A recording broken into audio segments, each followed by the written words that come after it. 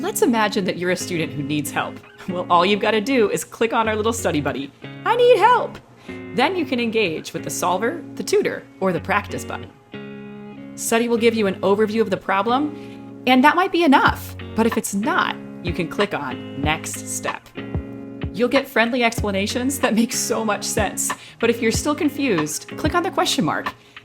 Sometimes it's hard to put your questions into words, so Study populates potential questions you might have. Now let's talk about the tutor. Instead of explaining how to do it, Study puts you in the driver's seat. You can choose I'm lost, I kind of get it, or I just have a question. And then it'll help you find your own way to the answer.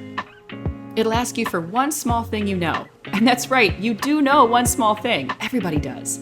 This is something I used with students for years, and it helped them build success, lift their own thinking, and find an approach that makes sense to them.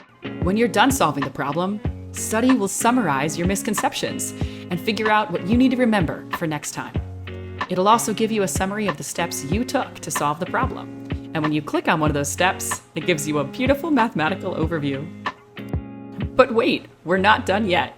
Study has a third way to engage, learn, and grow, the practice feature. This feature generates unlimited similar practice problems. And if you get it wrong, it'll give you a hint specific to that misconception. You can then click Try Again or Get Help, and it'll take you back to the tutor. So remember, no matter what kind of help you need, just click on your Study Buddy.